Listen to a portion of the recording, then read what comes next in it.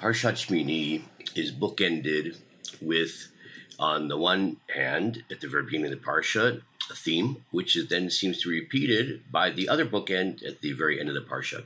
The parsha begins with the description of the inauguration of the Mishkan and the Kohanim, and the tragic death of the sons of Aharon. And then the Torah says, "Vaydaber Hashem el Aharon lemor, Yain v'shechar al tesht atov vanecha yitach b'voachem el ol moed, v'lo tamutu chukat olam l'dorotechem, v'lahavdil bein hakodesh u'bein hachol, u'bein hatamei, u'bein hatahor."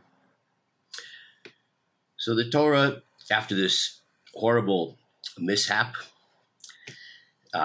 says that God said to Aharon that wine and any intoxicating beverage you shouldn't drink, you and your children with you, when you come into the Ol Moed, and you shall not die. This is an eternal law for all your generations, in order to lahavdil, in order to make a distinction between the holy and the non-holy, between the impure and the pure. And then at the end of the parsha, we find that the Torah repeats the same theme of Havdalah. So after all the laws of Kashrut, the Torah concludes this week's parsha by saying, "Zot Torat HaBehema va'of v'kol nefesh hachaya romeset b'mayim u'lachol nefesh hasheretzet al haaretz." This is the instruction concerning all of the animals and birds, etc. Lahavdil bein hatamei u'bein hatahor, in order to make a distinction between the impure and the pure.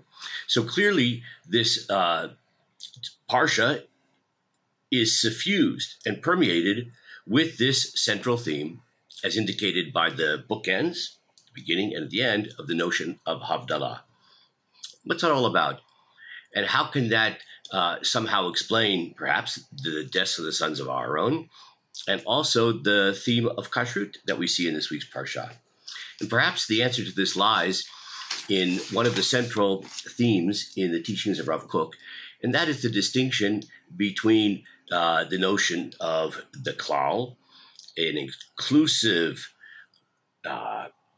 broad view of things, versus prat, the individual facts. You could perhaps look at it as a relationship between forest and trees, or between the dots, like the test of color blindness, in which you are failed to see the coherent image which emerges from the dots. So klal ufrat. Now, the notion of Havdalah is the ability to see distinction. In distinction to that is the notion of klal, to be able to see the larger unity between those seemingly disparate parts. I'm going to read to you two passages from Torat HaKodesh, where Rav Kook deals with this. He says the following: "Kol hanigudim hanimtzeim b'hadeot." All of the oppositional opinions that we find in opinions, and he goes on to say, I'll just paraphrase it in English, and all of the negation that one times sees between two opposing opinions, each one held in a very strong way.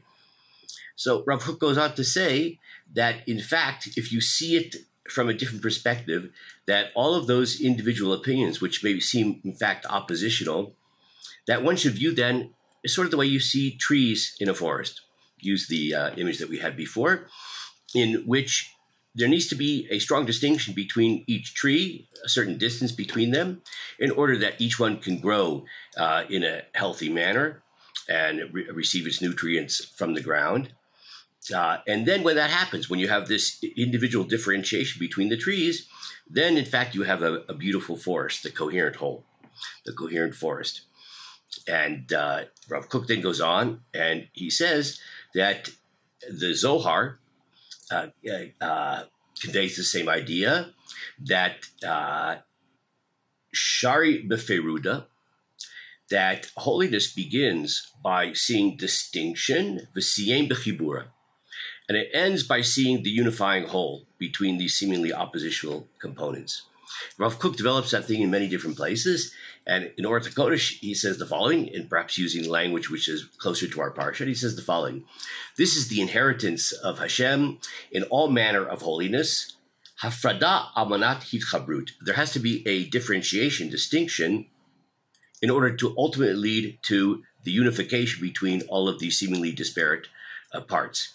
And then he goes on to say, in almost a somewhat sadly cynical tone, that in distinction we sometimes find a kind of a crude inclusiveness that speaks in a kind of boasting way about how we're going to unify everything into one beautiful package.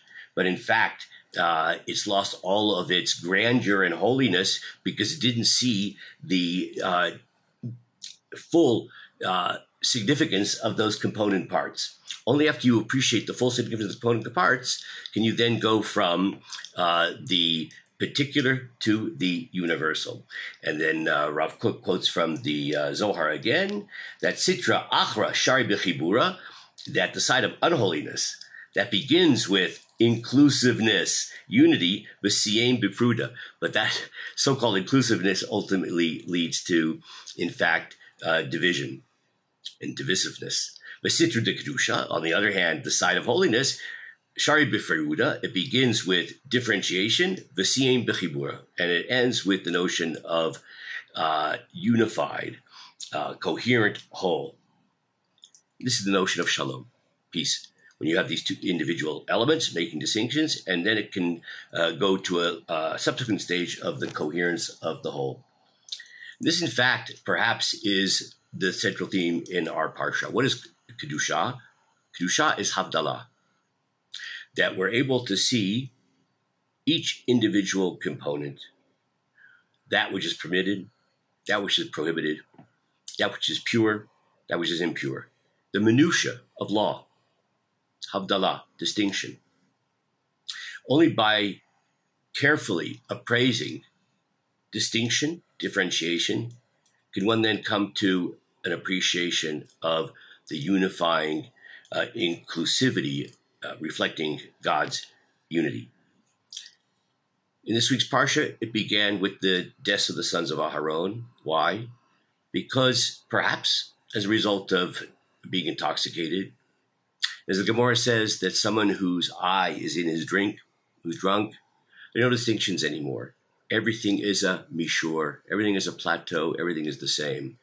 That's beginning with the obliteration of distinction, only seeing the unified unity of God. But we can't start that way.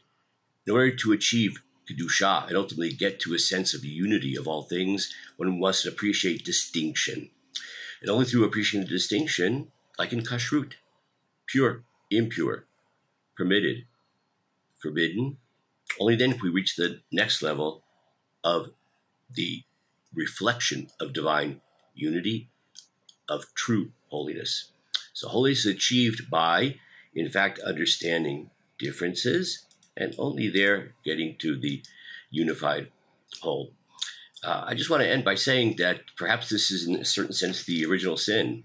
When the Torah speaks about the sin of Adam v'Chava, the Eitz Hadat Tov v'Ra, the tree of knowledge of good and evil, and perhaps the original sin is the inability to make that distinction, to make Havdalah between Tov and Ra. And if one fails to make these distinctions, then Kedusha, in the sense of a understanding of the unity of all things in a higher level, is not possible, and matter of fact, is tragically undermined. And with this, I wish you a Shabbat Shalom.